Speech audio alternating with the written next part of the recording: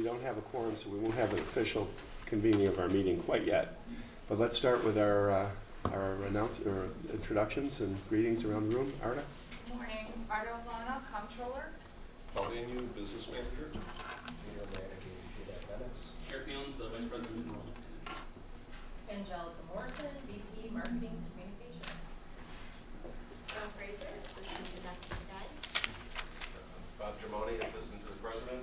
Ryan Noble, IT. Ken Crowley, Trustee.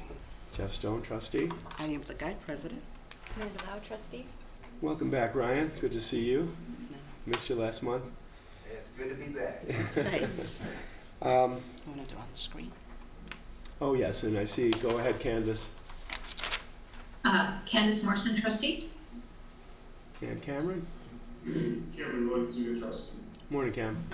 1, 2, 3, 4, 5. So we need one more person before we have an official quorum. All right. I think what I will do is just give a brief report, the President's report, and then we may do some informational items while we wait for a quorum to gather. In fact, why don't we start, Ken, with that, shall we? The informational items under budget. Okay. 4A. Okay. Suppliers report, as per usual, nothing out of the ordinary. And all members of the board have been provided with that information. For the next 3 items, budget to actual through December and the LMHF financials. Arda, anything to report on those things? No, not at this point in time. The financial dashboard is actually right through December. It only represents fall enrollment.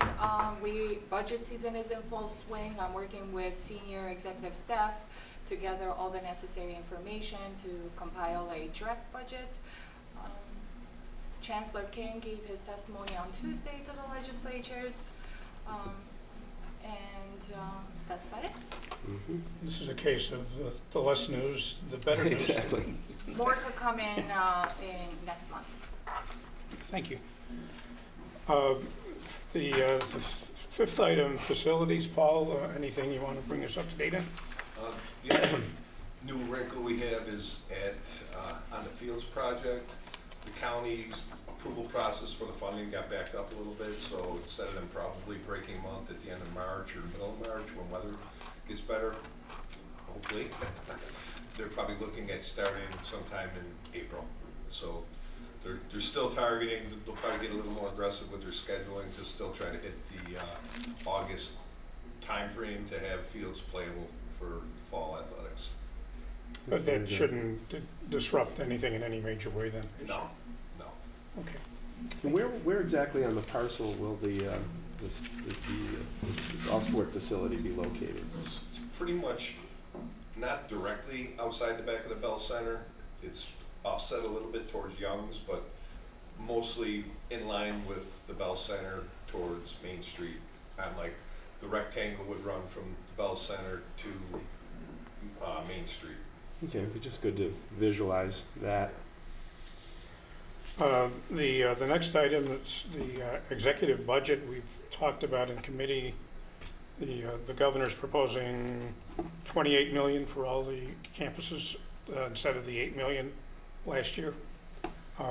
The Assembly and the Senate bills haven't dropped yet, so we really don't know what they're going to be talking about, although they often follow the governor's proposal. That is correct. A lot of negotiations between now and beginning of April. Hopefully end of March, actually. By yeah, it'll start. The pace will start to pick up. Yeah. But yes, the Assembly did not. I'm not sure if they have released them, but usually SUNY does a nice draft of what each Assembly is recommending for community colleges. But again, a lot of negotiations between now and end of March. There was that one item, and if you want to talk about it now or in another section, we got the notification through the governor's office about $50,000. Would you like to discuss that? now? Absolutely. So the adult learner, this was an initiative that the governor and the chancellor has been very passionate about in terms of really how do we support adult learner. And this has been really in line with what our college has been focusing on. If I may bring Eric up to just kind of discuss a little bit about what we're doing in terms of our focus in enrollment. So we have a strategic plan for enrollment in general, but one of the things Eric and I with his team have been working on is how do we really focus on both the trad and non-trad, and what does that look like? So Eric, if you could just elaborate on that a little bit for me. Sure. About 3 years ago, one of the initiatives that came through SUNY, through the Lumina Foundation, was the establishment and creation of the Strategic Enrollment Management Plan. In that was an opportunity to get guidance from outside agencies, EAB, Census, ACRO. And in that analysis, we identified that Erie County has a very unique opportunity and robust opportunity to attract, as well as then recruit and retain the adult student learner, which we define as 25 years or older. In Erie County alone, rough estimates are around 385,000 individuals are 25 years or older that have only high school or some college but no degree, which is certainly an ideal population for us to not only be able to serve those students, but also really the economic and regional vitality as it relates to employment and getting those individuals skilled. Eric, what was that number again? Sorry. About 385,000, so it's a significant number that are available here. So during that time, the institution has taken steps through the leadership of Adrian, as well as with Dr. Sagai, to work within academic areas to identify the opportunity to help attract and create a path for that adult learner. So when the announcement came for through SUNY and the state proposal for the free college tuition for the adult student learner, as well as these opportunities here for these grants, it allows us then to be able to take some of these actions to in fact help support that adult learner.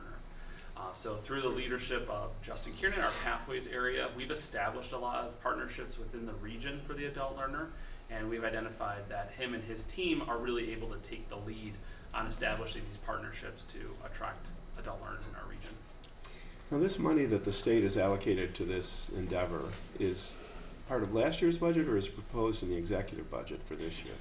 I believe it's part of last year. I want to. So Let me check here. on that though. Okay. Yeah, let me double check We on have that. And our share is 50,000? 50. And what's also important to note is that our college, one of the things that we did for our opening in service is to contract through the grant that we had from last year, is to bring Dr. Campbell and his team focus on prior learning assessment credit, which is a big piece for adult learner who have experience but perhaps don't have the credential, but by way of their experience in prior learning, it will be an opportunity to give them credit for their work experience. So we brought in Dr. Campbell to work with all of our staff, but particularly with our faculty, to talk about what that looks like. So in other words, do we have a portfolio? Can we do prior learning in the health field, perhaps, right? We have people who may have worked in the health field, or in the manufacturing, for example, is another one. So we are continuing that effort. So Dr. Campbell and his team are also going to do some more in-depth workshop with us for our College Day, March 28 this semester. So with the governor and the chancellor talking about adult learner, it just made it really nice for us in terms of really aligning what we have been working on, and really for us to really focus. And I know we talk a lot about the decline of traditional students as it relates to enrollment, and we know that and recognize that. But to Eric's point, we have a huge opportunity in our region to really be very thoughtful about how we attract adult learners, but then what does that experience look like once they come here, both on the academic side as well as offering courses. So one example that Adrian and his team, and certainly our faculty, are looking is evening offering. How do we do evening offering that is comprehensive, so that it's not just one-off courses that we're offering? And I know, I'm not sure if Colleen Quinn is going to be on, but certainly the Senate has also been talking about that. So how do we ensure that if we do bring adult learners, how do we have academic offering course as well as service offering that will accommodate the schedule for adult learner? So it's a wonderful opportunity. Very good. Thank you, Interesting. Eric. Large number. Thank you. Thank you. We're deferring, I understand, the presentation of the ASC audit until we're done with the executive Sure, session. absolutely. And then the last thing on there, on my information stuff, is the minutes of our last committee meeting. Mm-hmm. Thank you, Ken. Only thing I would comment on is if you take a look at our supplier report, the largest item there is over $300,000 payable to Niagara Frontier Transit Metro System. And it just goes to the point that we've been focusing on transportation to see if that, is that contract working for us and our students? What is the usage? That's a lot of money. That was for the fall. Double that, you're looking the better part of $1 million by the time all transportation gets factored in. So this is why the board has been interested in this, and I when it came through this month, I wanted to note it. That's right, and I don't know if, Paul, if you want to just elaborate on the process, because this is a great opportunity for us to assess. And as we know that we did a survey as well as did focus group with our students as it pertains to transportation and learned a lot about their perspective of what that means for them. And so this is a great opportunity that our team is looking into that. Maybe, Paul, if you could elaborate on that, please. Sure. Thank you. So right now, I'll come up there in case there's any other questions. The intercampus shuttle expires 5/31/25. We could do 2 one-year extensions if we chose to, but the fact that the amount of money we're paying, I think one of his large costs is probably the price of fuel, which has probably come down significantly since we entered the contract 3 years ago. I don't think it really makes sense to try to extend that. Plus, I think there's been other issues with the schedule, reliability, that type of thing. So we're meeting internally to put together an RFP, definitely amending the schedule or being more specific in the RFP of what we expect as far as the schedule. But we're also looking at the possibility of doing the service ourselves, where we could pivot much more quickly on a given day if the weather's lousy, maybe, and if we have a shuttle in reserve, if it's getting jammed up and it's stuck on the 33, we could possibly send the other shuttle out as, to loop around it, to try to keep the students on schedule. So there's a lot of things that we're looking at right now to make it a better service for the students. And of course, anything we do ourselves will have a cost, right? But the Right. cost you're starting with is the cost we're writing a check for already to the outside vendor. Right. Just seat or bus, remember? Yeah. That, everybody. We would anticipate the first year expense would be at or maybe a little bit more than the current expense, but the fact that then it would be much less in years like 2 and 3 and 4 or whatever. And we're also looking at part of that is like a fleet enterprise program that would manage our vehicles better. So we might lease them for a couple of years, trade them in, to have newer vehicles, more reliable vehicles. I know one of the comments in the surveys was the reliability, getting called that, sorry, our truck is broke down, we're having trouble finding a replacement, that type of thing. The truck drivers that would be piloting these vehicles, in the event that there was downtime or snow days or things like closures, they would be extra plow drivers for us to help clear snow, which would reduce some of the overtime. There's definitely some benefits doing it ourselves, while there is that upfront cost. And I think from the board's perspective, we just want it to be very thoroughly looked at, because we're not convinced that the current situation is serving our students best and being the most cost effective. Yeah, I think there's a lot of agreement with the staff as well. Yeah. And I think the other thing that we're looking at, this is, again, another great opportunity to look at everything transportation related. So one of the things that we know in our sport, and all of us are, and certainly I'm a very supporter of our sport team, our football and our basketball and hockey, and you'll see some of that picture today. But the biggest cost that's associated with our sport is transportation. In terms of just transferring those students back and forth from there. And so that's a huge part of what we are spending a lot of money in. So that's another opportunity that we want to look at this to see under the umbrella of transportation. How do we look at this to see perhaps there's a way to really talk about that as well, to see what is feasible and in the best interest for the college and certainly for our students. So we're putting everything at the table to discuss and to bring it back to the committee and then ultimately to the larger board. Well, when do you think you'd be able to come back with comparisons for doing it ourselves and all that? We're meeting with the enterprise fleet people tomorrow at 10:30. So I think finding out from them the availability of actual shuttles, that we can start costing it out, comparing apples to apples, so to speak. I just think with, like Dr. Sagai had mentioned, being able to cut, the athletics is always up against the wall, especially like the last 4 or 5 years with their expenses, reeling in like transportation, and just trying to be able to fund the teams and the programs. So I think would definitely benefit them, because the shuttles are like 15 people, which would probably be ideal to transport like bowling to wherever, basketball, men or women.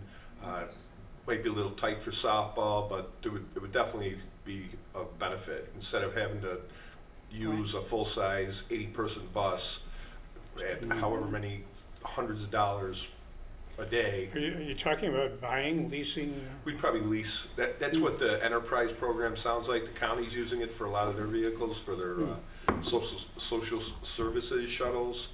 Easy for me to say. And other programs. So, like I said, we just got the ball rolling on this like in the last month, so It seems like pretty positive so far. That sounds promising. Yeah, we got a lot to do. It's interesting. So are you still planning to send out the RFP request? Yes, definitely. Like just as parallel tracks kind of thing? absolutely. Okay. We now have 6 trustees. Carrie, go ahead, Cam, you have a question? I just had a question. So, does the RFP you mentioned, Bob, does it allow you to turn the lease vehicles in after a certain amount of years? The RFP. I'm sorry. Go ahead, Cameron.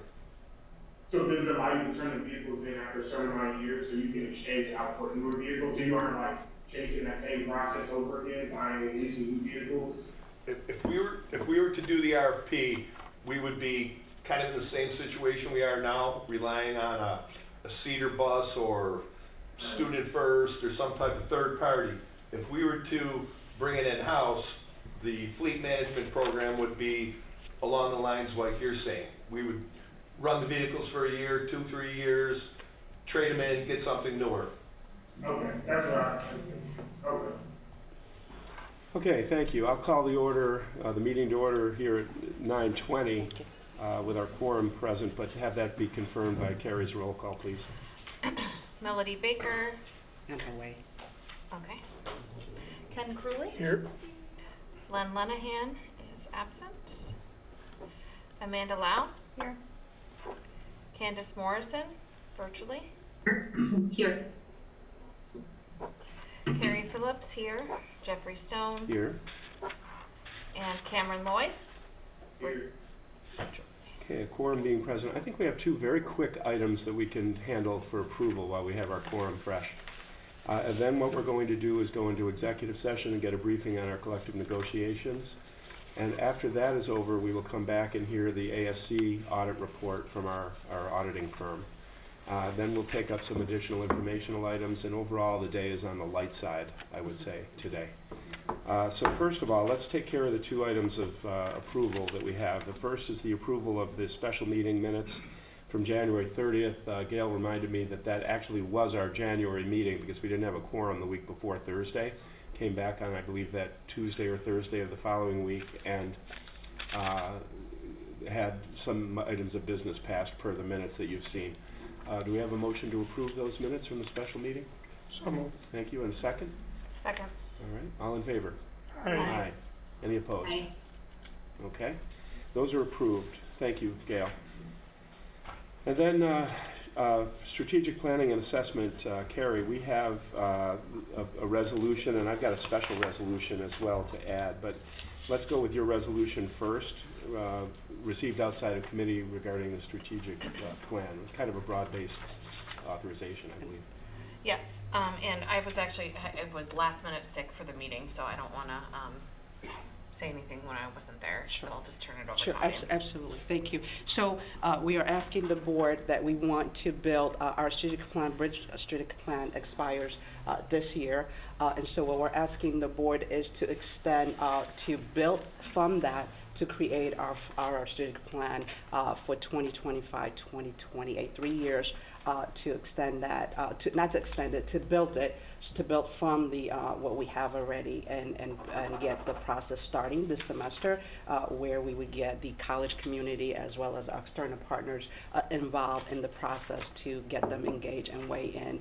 Similar to what we did when we created the bridge plan, is that to really engage both our students, our faculty and staff in that, to review what we have and what we need to adjust to be able to have a new one to present. And our goal is August is what we're aiming to present to the board, but we have a lot of work to do. So we're asking for the board to give us permission to start that process this semester.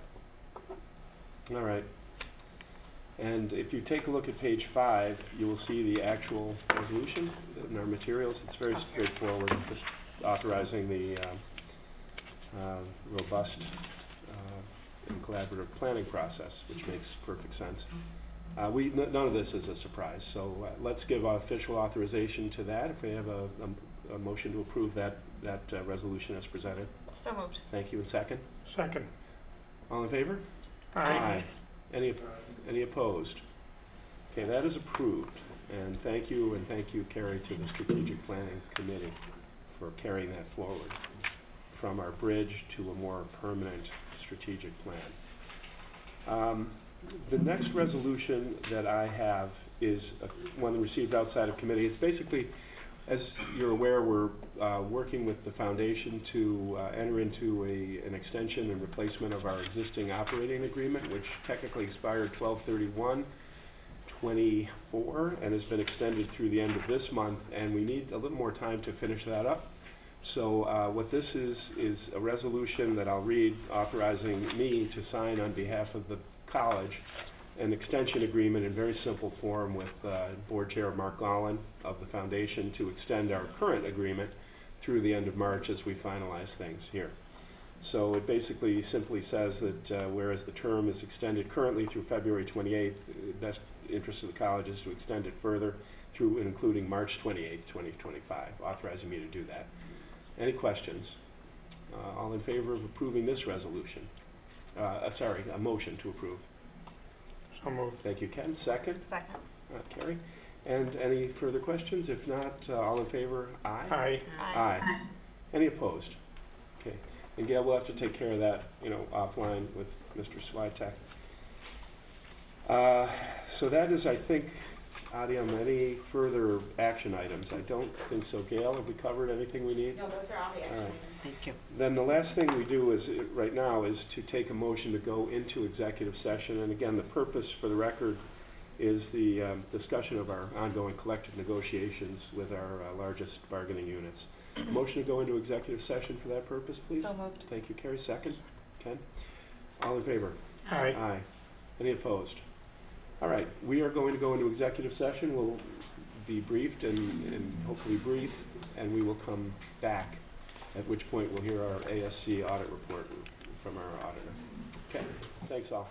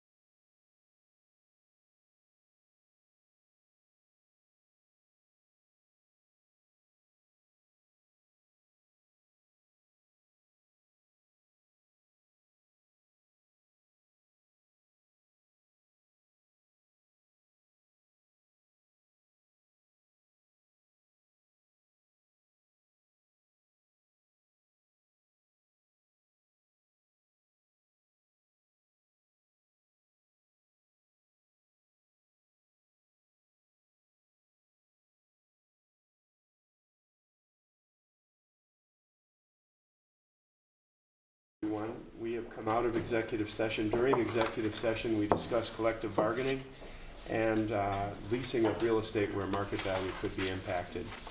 We took no formal action during our executive session. We're now back, and since we lack a quorum, we're going to be limited to informational items and general discussion only, and we've taken what action we need to so far today.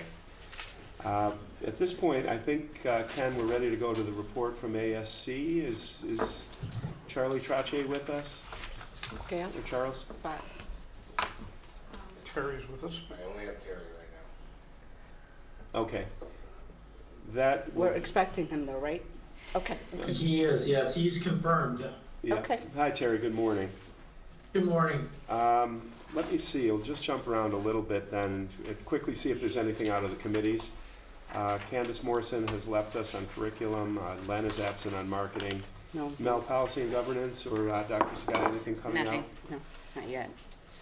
Strategic planning, I know, Carrie, there was a meeting very recently. That was the one that I was last minute Oh, sick, so that's we right, didn't that's right. have anything except for the resolution that we Right, talked okay. about earlier. So we're underway there. And you'll follow much the same plan that we did with the interim or bridge plan. Yes. In terms of soliciting input. And Amanda, we did the report and our motion earlier. If I'm not mistaken, oh no, we didn't. No. No, yeah, we There's don't. nothing for the board this week. Anything from the committee by way of information? Correct. We don't have any motions for today. We just have our minutes attached from our January 14th meeting and then our HR transaction report. Okay, and technology, Carrie? Nothing to report for technology.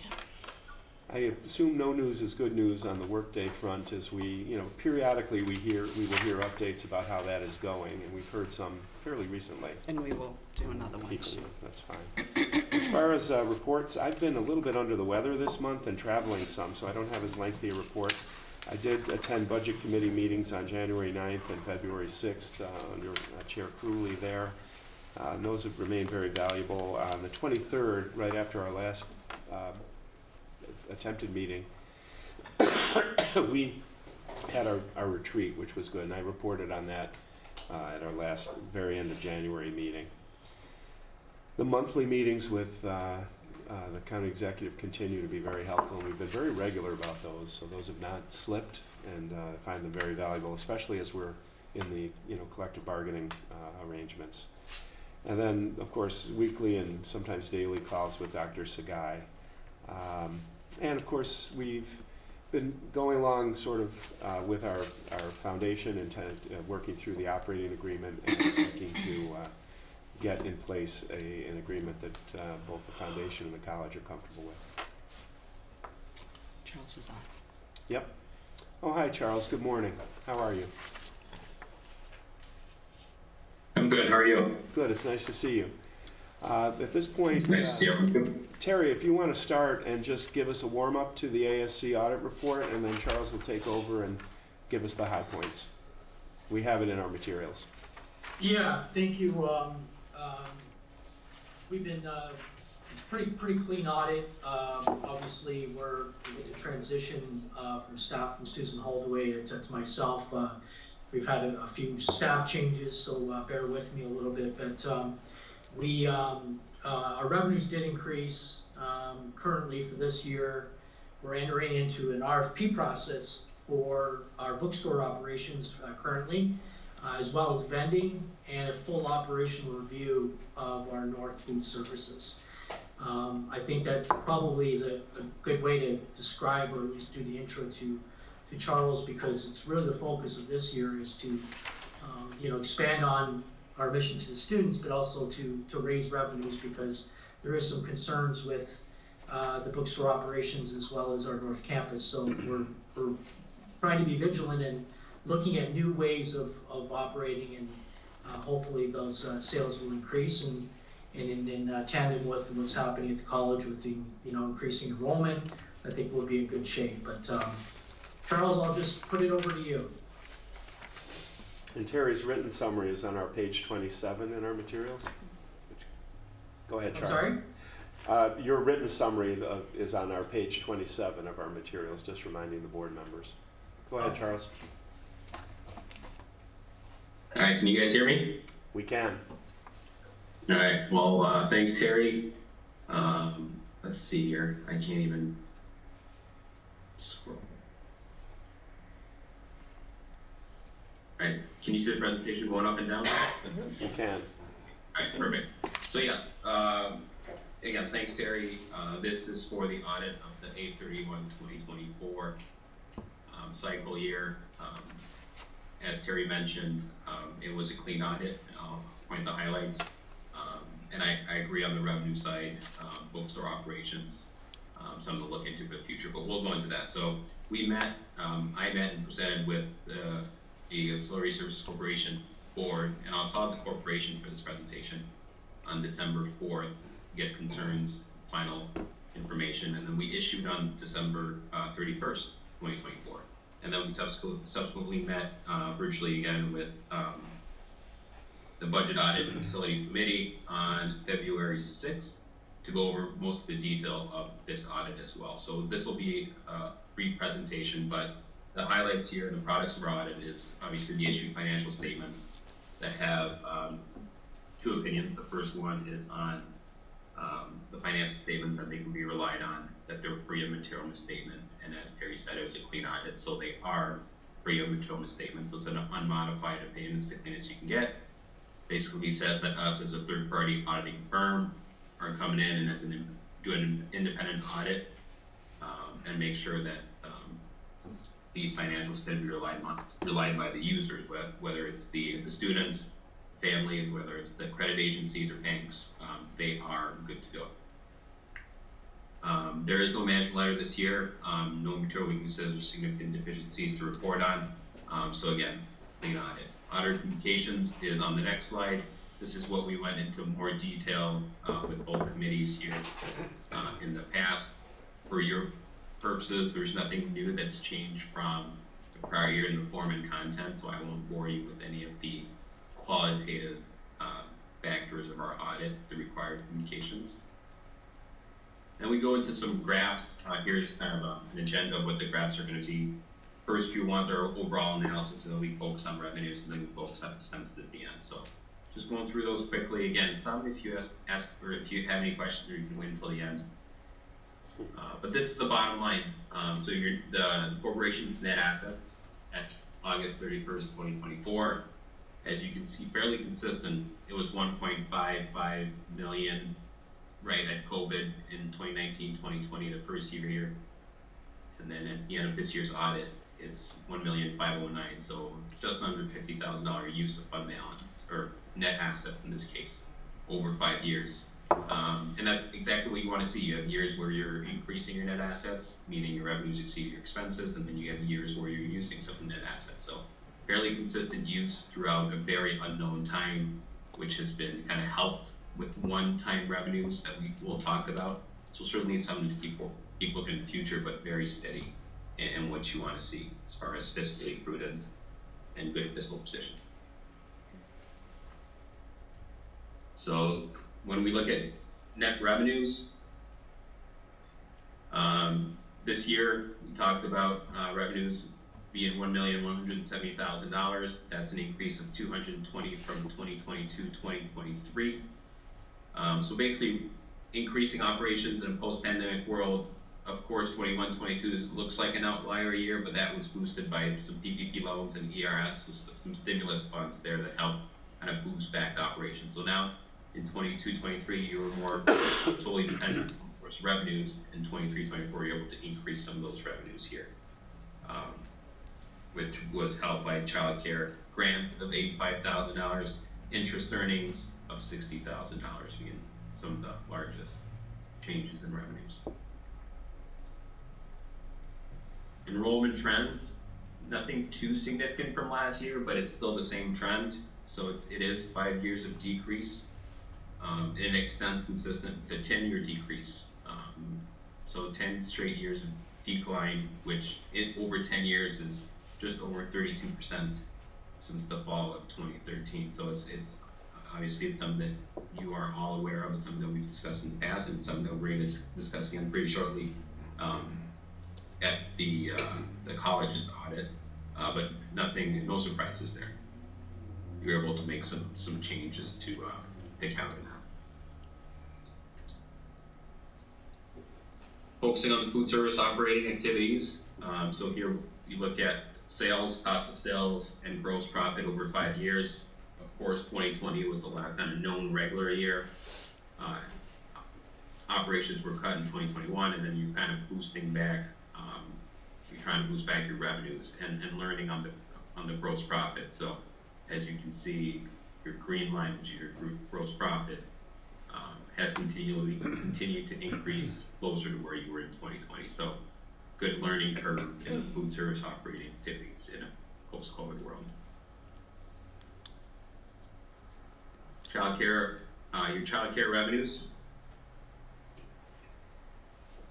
Of course, again, 2020, 2021, I won't repeat it, but the cuts made there reduced the revenues, obviously, with some of the closings happening. And then again, 21, 22 grants and aids and one-time revenues helped boost the source of revenues here.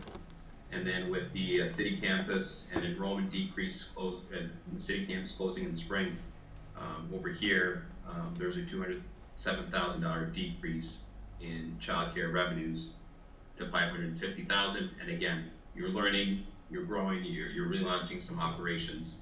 So in 2023 to 2024, you're able to increase childcare by $85,000, mainly applying for and receiving the childcare block grant and the workforce retention grant. So again, those are grants that we hope we're going to continue in the future, but certainly helps the operation here stay afloat.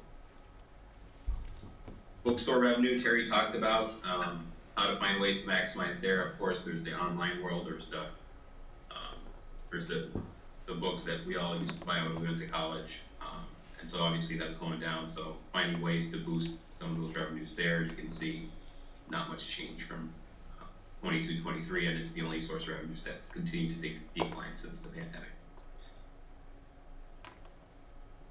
When we look at operating expenses, I mean, this is a good chart here.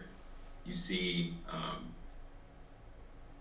$60,000 increase from 22 to 23, which is pretty insignificant compared to the growth in revenues. So you're growing both your revenues and your expenses, which is what we want to see here. And again, the 21-22 fiscal year was expenses that were spent using the federal aid fund, whether it be the PPP or the ERC, employee retention credits there. So you're growing back to some pre-COVID levels, but again, finding ways to maximize revenues in the future is going to be key.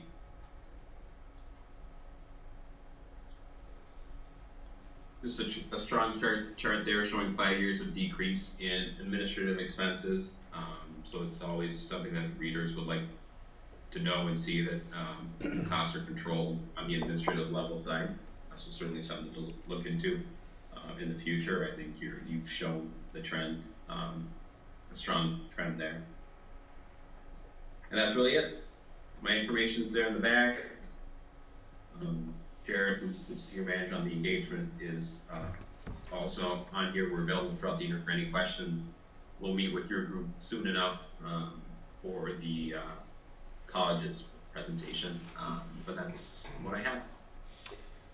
Thank you, Charles. Very well. Now, is your firm handling the foundations audit as well, or is that a different firm? It's a different firm. Okay, very well. Any questions? All right. Well, thanks. And Terry, anything to sum up, or are you all set? No, I think we're all set. Thanks, Charles, for doing that. I appreciate it. Thank you both for being with us. If I may add to that, I think Terry certainly fairly new, but we have a monthly meeting with Terry to really talk about how we could really change some of the experience with our students and thinking of other ways to get our students to have particularly food service. I think that was one of the items during the survey, that students wanting more access to food at a different time. So Terry and I and the team are working on that to see what the opportunities that may be both at our locations. So really looking forward to, with the leadership of Terry, making some of the modification for the current semester, but certainly for the future to ensure that we're responding to our students as much as possible. Oh, that's fantastic. Yeah. Thank you. All right. In terms of reports, I made a brief report. Cam is at lab, so we'll have to hear from him next month. And Colleen Quinn, I don't think Colleen is on, but if I'm wrong, Colleen, are you here? No, okay. Okay. For our Senate report, hopefully we can get that next month. President's report, Dr. Sagai. Absolutely. So, thank you so much. So we have a couple exciting news that's going on at the college.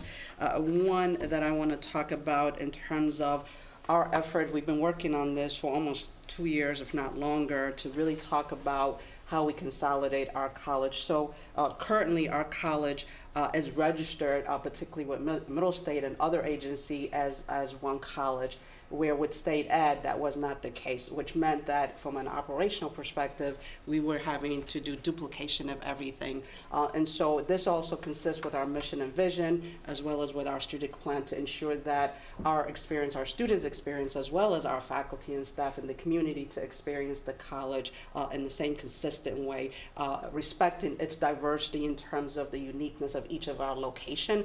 And I say location because we have Northtown, as well as Northland, and you'll see some of that today. So the part of the mission and goal for the college is to expand with the idea to meet where the community, and particularly with our students, to serve them as best as we can. So with that, we got an official approval from state ed yesterday through SUNY that we were officially registered as one college. So I'm very proud of that. I have to tell you, led by Kathy Calesto, that was an effort, but certainly all of the senior leadership and our faculty and staff have been part of that, and certainly our board of trustees have been, part of this whole effort to make sure that we are very consistent. So what this means for us is that this is all about predominantly about efficiency.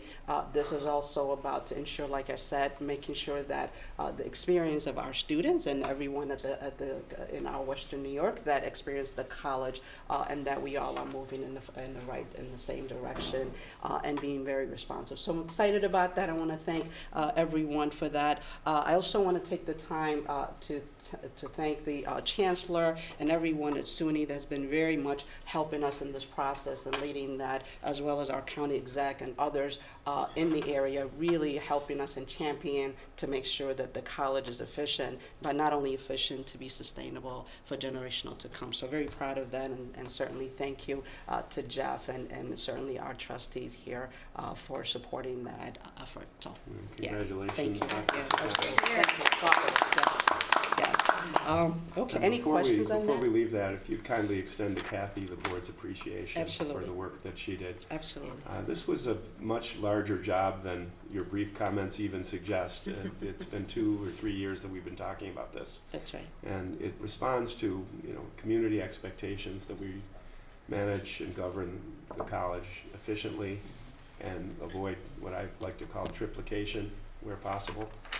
And it will tie into our collective bargaining and arrangements and so forth. So it's just from the highest quarters of the state, making sure that they endorse the approach that we've taken and the county executive has asked us to take. Absolutely. As well. Absolutely. Absolutely. And just to note on that, there will be a lot of internal as well as SUNY level process that we have to make sure, by way of making sure that categories and reports align. So we have some work to do internally. So some of that may look a little bit different in Workday. It's going to take a little bit of time. So I do ask for us to be patient. Our students should not be affected by it, but certainly if our students may have questions about that, certainly direct them to the provost's office for that information. But certainly the idea here is that it should not change any of their experience. If anything, it should enhance their experience in terms of where they go. So all of their programs that they are assigned to, they will be able to continue to complete that and continue to be at that campus, and courses will be offered as appropriately. So no change. If anything, like I said, as time goes, it will be a very positive experience for our students and very efficient for us as well. So and there will be further statements in the press and Absolutely. the college community about this. Absolutely. Yep. Thank you.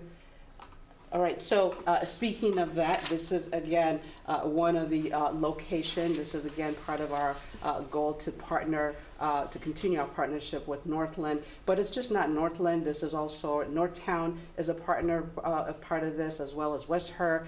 And so certainly our auto tech has been part of this, and this has been an ongoing effort. So we did have our first cohort. We have a 30, one during the day, 15, and then in the evening. And yesterday I did, as well as Stephen Tucker and Bill Holmes and Jake Yadelvan, as well as Vinny, had an interview with the New York Power Authority. Those are individuals who sponsor this whole initiative in addition to others. So we did that with the plan to do a press release on this, a press conference rather. So the video was meant to do that, and so I was very happy to speak on behalf of our college. And certainly the best part of it was to have to meet all the students that are there and to know. And so the question of the day was, who do you think I am, and do you know me? And so I got 3 people that knew who I was, but that's okay. They know who I am now, and so I think we're gonna be all good.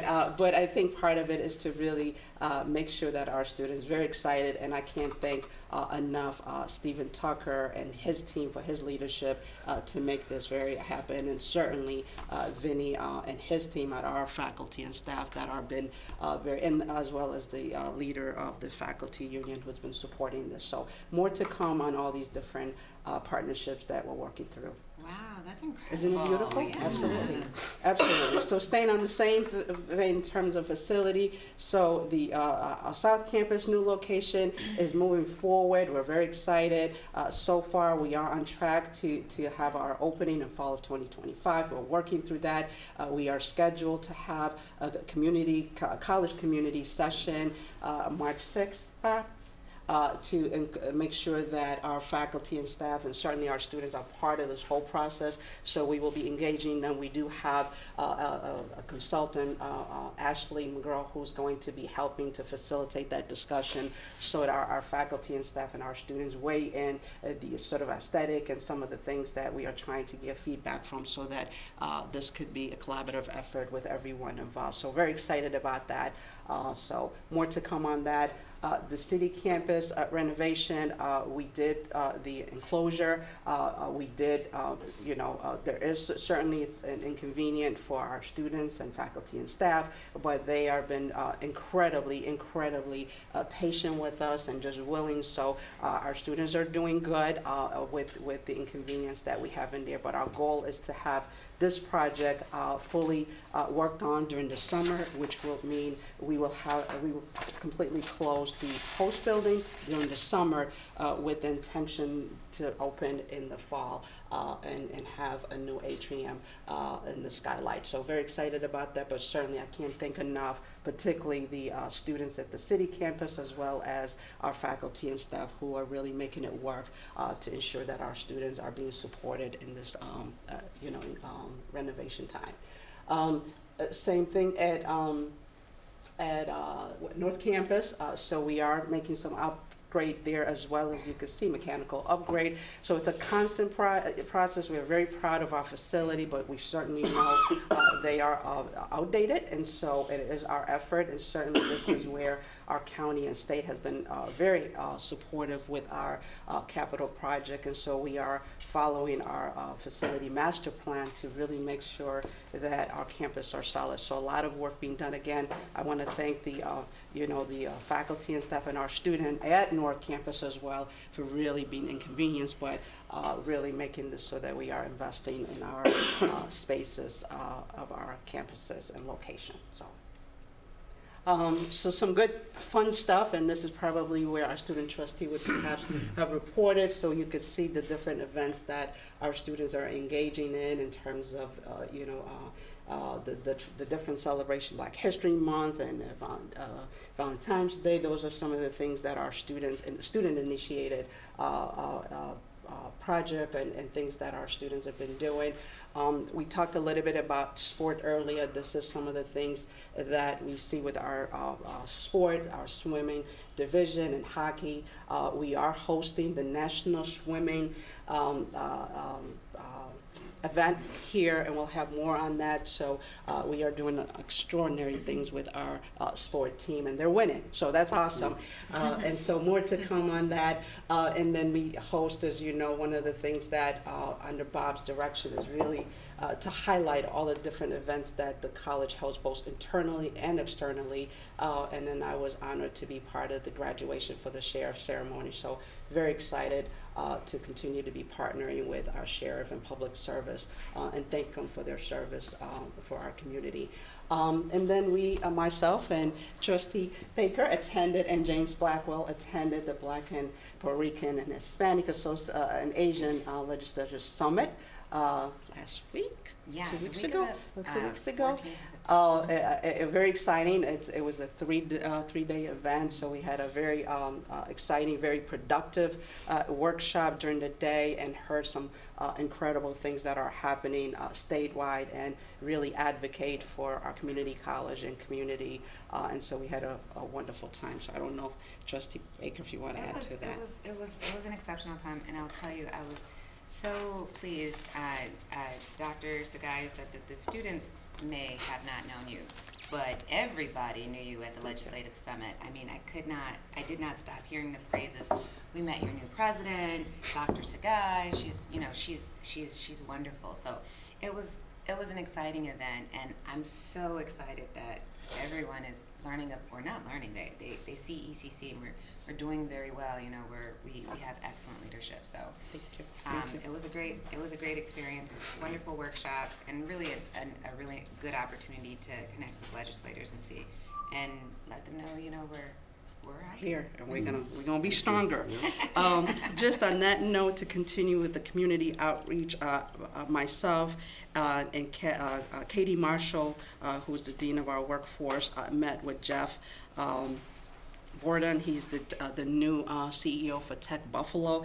He was sort of directed to meet with us by the majority leader to talk about our opportunity to build our partnership with them in our information technology. So excited about that. We are doing some follow-up and how we could partner. We also met with Jerry Ivrin, who, with myself and Katie Marshall. They run the Empower Schools. That was also recommended by our chancellor to meet with us. So we are working with that organization to see how we could really enhance our dual enrollment opportunity in middle college. So more to come on that. We also met with Michael Martin. He's the director of the Native American Community Services, and they have been, in partner with our college a while ago, but our goal is to really talk and be very intentional about how we could support all of our community in Western New York. So we had a very productive meeting with Michael from the Native American Community Services, and we will continue to build relationship. And this also aligned to some level with the initiative with adult learners and how we could serve. We will present in detail about our goal and our focus as it relates to workforce with Katie Marshall. So we'll bring that up through one of the committees in terms of what we're doing there. So we're doing some great work in terms of our reach to the community. I also attended the ACCT 2025 Legislature Summit with our student trustee. This was an opportunity where we have all community colleges across the nation to advocate for community colleges, and all the board of trustees within community college to really advocate for community college. So we were there and met with public official. Our student trustee did a wonderful job representing our college, but not only our college, but representing students in community college. So we got some really excellent feedback as it relates to some of the new regulation that is happening across our nation. So really very productive meeting with that group as well. I think I'm good. Yes, thank you. Thank you. We can segue into old business while you have the floor. And we talked about transportation earlier briefly, but anything in addition to what we said earlier? No, I think we covered it. I think we will continue to bring more information. Any further old business from any trustee? No, I did attend a New York State strategy meeting at the beginning of February that was hosted by Gates. And I again heard about ECC and particularly early college and dual enrollment partnership and what they're doing at the state level and a model that they're trying to do for the state. And I said, I'm at ECC. They're like, oh, ECC is fantastic. So yeah, just another area. And I think that we should submit a proposal to like one of these, I don't know, one of these conferences that talk about our relationship with the local school districts to increase enrollment. And it's a hot topic right now, dual enrollment in early college for policy and at the state, so. Thank you. And just for the good of the order, Dr. Williams at the Buffalo Schools is going to be retiring. So we'll have to watch events there and see exactly what happens. But you know, you have good relationship Yes, there. we have a I'm meeting sure you'll scheduled actually next forge week. Good. Yes, Good. absolutely. Okay. Please give her our best wishes. I will. Okay. And our thanks for some good service. Sure. Chef, I have to leave a little bit early. Do you need anything from me? No, before we're I about to go? conclude. Oh. Any old business, further old business? Any new business that hasn't been covered? All right, then a motion now to adjourn. So moved. Thank you. Second? Second. All in favor? Aye. Aye. See, Thank you, the everyone. clock is not Look even at there that. anymore.